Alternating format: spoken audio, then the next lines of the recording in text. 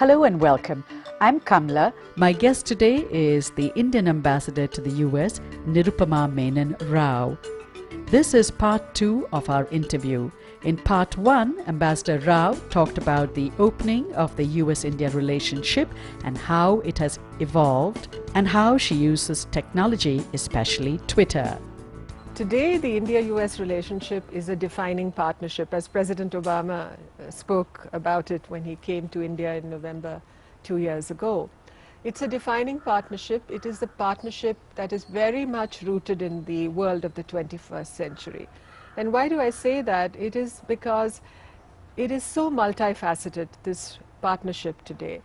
It not only covers bilateral interaction, whether it is security or counterterrorism or leadership level dialogue or cooperation on energy, agriculture, education, science and technology, consular issues. You know, we have a dialogue that encompasses beyond the bilateral. It goes into regional issues. We talk about the situation in East Asia, the world of the Indian Ocean, what is happening in the Middle East, in Central Asia. We cooperate in the United Nations. So it's a relationship that is structured at so many levels and has grown far, far beyond anything we imagined in the mid-90s. In part 2, she talks about her personal interests, music and poetry. She's the author of a book of poems called Rain Rising. Ambassador Rao joined the Indian Foreign Service in 1973.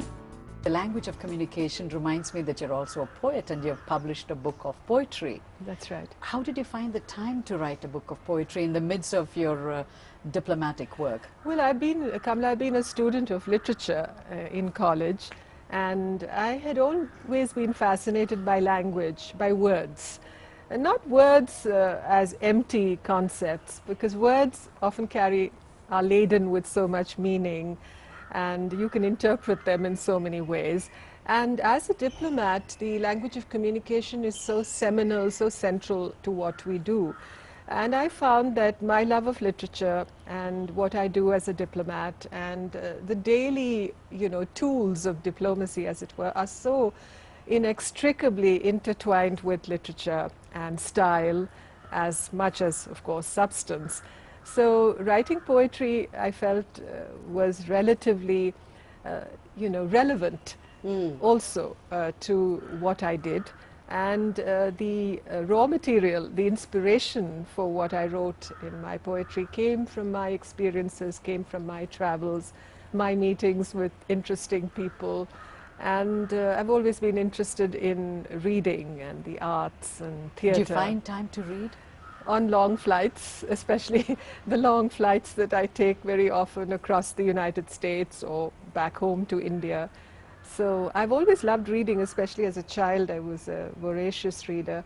Unfortunately, I don't get enough time to read now, but I'm an internet junkie as much as I am a reader of, paper, as it were. So I straddle both these worlds. Do you read through a Kindle or an iPad, or do you prefer good old-fashioned books? Well, I'm an old-fashioned girl, as it were, so I like reading from an old-fashioned book. But I do use the iPad quite often, and I'm always glued to my iPad in a sense because I listen to podcasts. When you were young, did you ever think that you would become a diplomat and you'd be traveling around the world, logging all these miles, living in big houses and meeting heads of state? Well, I wanted to see the world from the time I was about 7 or 8. I was always trying to imagine what the rest of the world would look like. And since I was reading and, I would listen to my parents also talk about what was happening in the rest of the world and what we were seeing in the world around us. I was interested in traveling and understanding what all this was about. And I had an uncle of mine who was in the Foreign Service, and he would talk about his work in Japan. He was stationed there at that time, and I was absolutely hooked onto just, what the kind of profession he had, and it seemed to be a very interesting, exciting job to be doing. Of course, I didn't at that moment understand that you had to write a civil service examination to join. I was very young. But I'd made up my mind that if there was anything I wanted to do most, it would be to be a diplomat, to join the Indian Foreign Service at the age of 12. So That was very young. I was very, very young, very young. And but then I went on to college, and it wasn't foremost in my consciousness at that time. I, you know, concentrated on studies in college, and then went on to do my graduate degree in English literature. And then when I was 21, I was at an age ripe enough to take the examination, the civil service examination. So I took it while I was in Aurangabad in Maharashtra, which of course everybody knows today because it's one of the fastest growing cities in India. But at that time it was a very, very small town. And I studied in a university, Marathwada University, which was excellent in terms of the facilities it offered, but very far from Delhi, which was really the seat of the examination in many ways. Bombay, Madras, then Bombay, and Calcutta. So Aurangabad was very far removed from all that. So I went to Delhi and took the examination. And when I joined the Foreign Service and entered the academy, the Lal Bahadur Shastri Academy of Administration, I didn't know a soul in my class, in my batch. That must have felt because strange. I was from a small town. I was literally your small town girl, you know, who was entering the civil service. But you stood first in your exam. I did. I was an All India first in the examination, but I didn't know a soul in my year. We call it batch. In America they call it class. I didn't know a soul in my class. And so it was quite an experience, you know, going from Aurangabad and to Delhi basically, because you know you joined the Foreign Service, you went to the ministry. When you entered South Block for the first time, it was, you know, the quite South Block, for those in America, what is South Block? South Block is the seat of the Ministry of External Affairs. It's also where we have other ministries there, but the MEA, as it's called, is also located in South Block. And External Affairs is Foreign Affairs. External Affairs is Foreign Affairs. Okay. So for a young girl I was 22, it can be quite an experience, especially because I'd never lived in Delhi before. So was it very heady, or was it very... It was, in a sense, quite overwhelming, forbidding in a sense, because, you know, so huge and, you know, awe-inspiring. And today when I think of it, you know, I spent most of my life, you know, in South Block and of course in our missions abroad. And it's the most familiar place on earth to me. I feel so much at home there. But, you know, when you enter it for the first time, it can be quite an experience. And then you went to Austria. Your first posting was My in first Austria. posting was Austria. And which is where you seem to have reconnected with music, which is another of your abiding passions. Yes, actually when I was in college in Bangalore, I, you know, used to sing, and we played the guitar, my sister and I. And we were very much into Western music, especially... So you knew Elvis and... Oh yes, and I was a great fan of Joan Baez. Okay. And I know that she's also from the West Coast of the United States. Yes. And I was a great fan of Joan Baez and would sing her songs. Did you also listen to Bob Dylan? I did.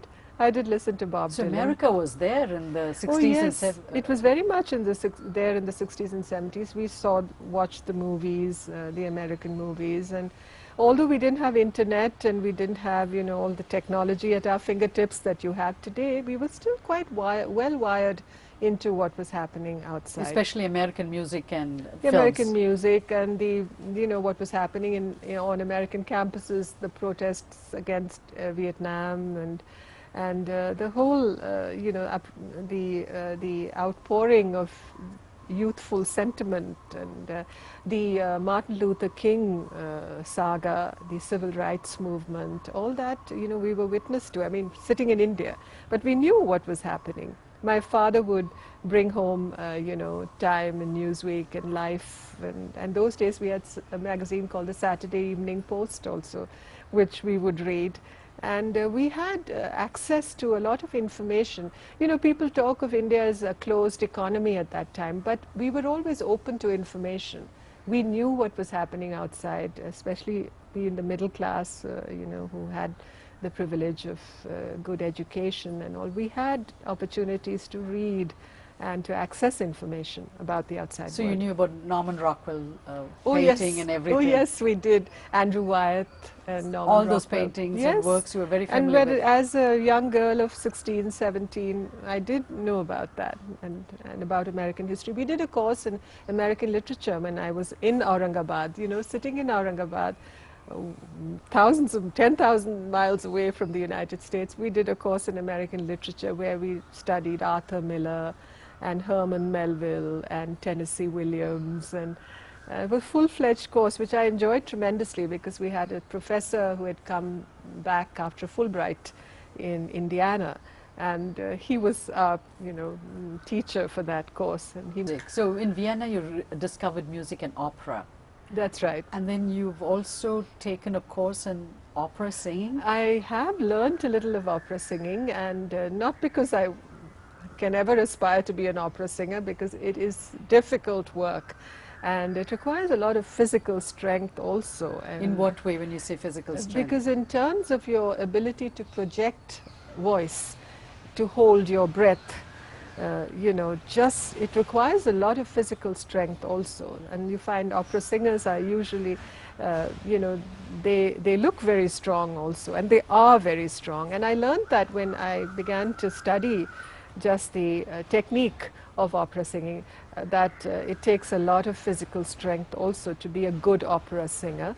But what I benefited from it was that I learned a lot about the physiology of human voice, how you project your voice even in public speaking, and how you do breath control, which is very much like our yogic pranayams.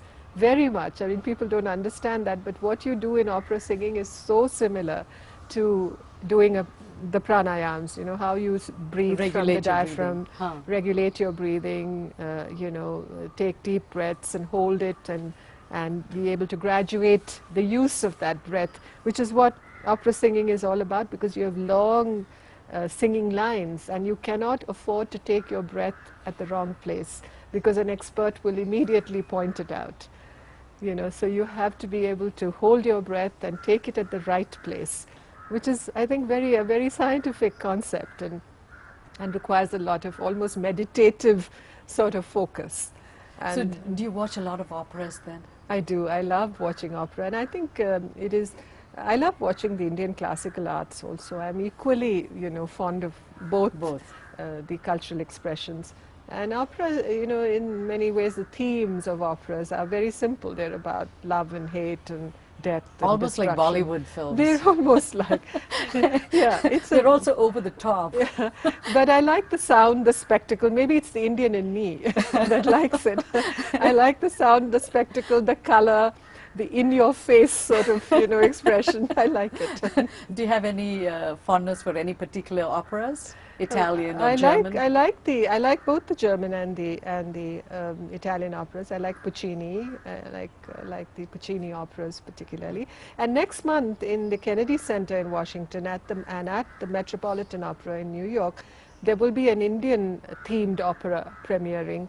It's called Lala Rukh, and it's the story of an Indian princess. It's actually a French opera that was very, very popular. Some people call it the sound of music of the 19th century. It was so popular, but it sort of just wasn't performed after a certain point of time. So it's been revived by a company called the Opera Lafayette in Washington. And so it's coming to the stage, and I've been very privileged to be associated with it as one of the patrons for this. And it's just the story of the daughter of a Mughal king, emperor, actually the daughter of Emperor Aurangzeb, but it's not a story based on actual history. It's a fictional representation, but it's all about India, about the colors, the costumes, the sceneries of India, and including of Kashmir, because it's a story of the marriage procession of this princess from Delhi to Samarkand. And in Central Asia. Yes, it's fascinating, and the music is French. I mean, the composer was Félicien David. He based it on a poem by an Irish poet, Thomas Moore. So, but it's an Orientalist story, you know, Orientalism.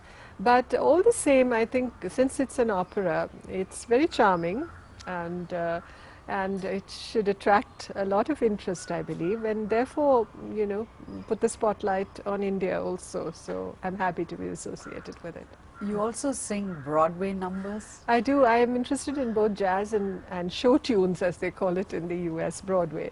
And I do, whenever I'm in New York, I like to watch Broadway. I like to take in a play or a musical theater.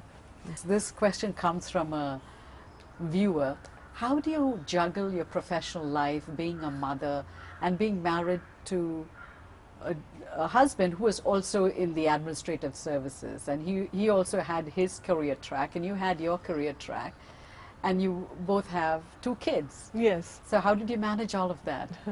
37 years ago when we were married, it was a rather unconventional existence to be in 2 different places, one spouse working in India, one abroad. We didn't have, you know, we weren't able to speak on the phone even easily enough because we had only trunk calls those days, and you know, you had to place a call with an operator in Delhi who would connect to an operator in London, who would connect to an operator in Vienna. So that was how difficult it was to communicate. So we just used the post, snail mail those days to communicate, and it wasn't easy. It was not a conventional existence. But my husband encouraged me to pursue my career because he understood that it was important to me and that I wouldn't have been happy, you know, completely without it also. So without his support and encouragement, it would have been, you know, well nigh impossible for me to be where I am today. But today, when I look at married couples, there are many, many examples of spouses living apart, you know, commuter marriages, people living in different countries. So that's become more the nearer normal, let's say. Not completely normal still, but nearer the normal than it was in my time. But we've managed, I think we've managed to find that balance in what we've done and in our marriage. And it has worked, and our children have grown up in both India and abroad, and I think they're comfortable in both places. Did they stay with you, or did they go to a boarding school? No, they didn't go to a boarding school.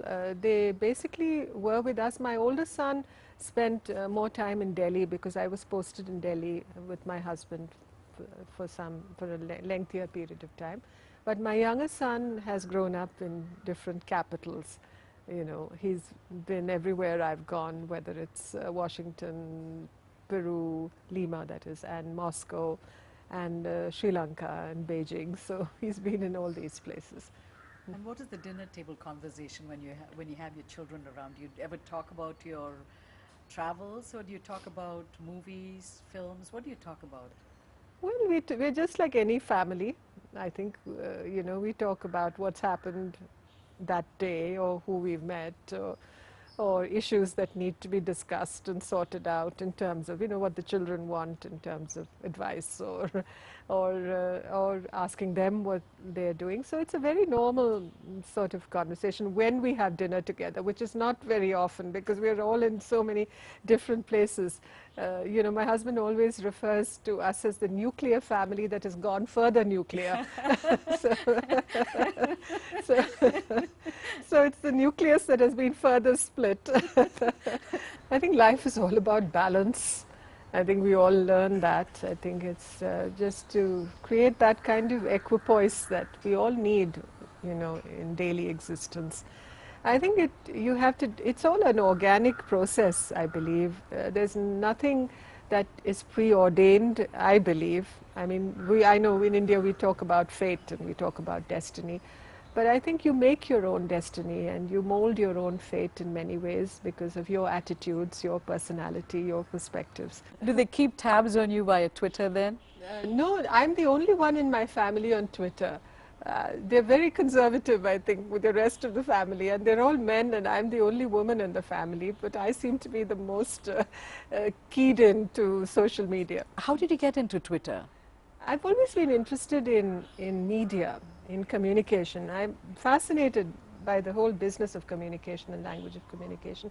So when the Libya crisis occurred in 2011 and we had thousands of Indians who had to be evacuated, and it was a huge operation, Safe Homecoming, that we launched.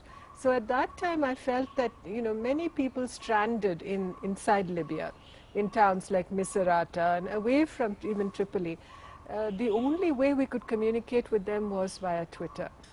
And so I got onto Twitter for that reason, because as Foreign Secretary I felt I was responsible for these people, and I had to be able to tell them, you know, help is at hand, we are arranging this and that, this special flight or this ship, and our embassy will be doing this for you. And Twitter worked greatly. It helped greatly for me to Public communicate. telegram service. Exactly, a public telegram service, literally, a bush telegraph, you could call it. Is that what you called it? Bush No, telegram? I didn't call it Oh, that, but okay. it was like a bush telegraph, literally, because, you know, this is the only way we could communicate. So that's how I got onto Twitter. And once I got onto it, I mean, I found that lots of people began to follow me, and they were interested in knowing what, you know, government had to say on this issue, or, you know, some problem had cropped up somewhere. They wanted a reaction from us. So it helped, I think, to place our point of view and put forward our perspective at the right time, you know, in real time, as it were. So I kept, and I said, that's what being a citizen diplomat is all about. Have you influenced any other of your colleagues to embrace Twitter in the diplomatic service? I have encouraged a number of my colleagues to also be on Twitter, and there are quite a number now who also are on social media. I think it's an enormously powerful tool, and you have to use it, of course, with a lot of thought, and you have to weigh your words carefully, because once you press the send or tweet button, you know, it's not possible to retract it. So. Ambassador Rao, it's been a pleasure having you on the show. Thank you so much for your time. Thank you very much, Kamla. Thank you for watching. We'll be back again with another show. Until then, goodbye.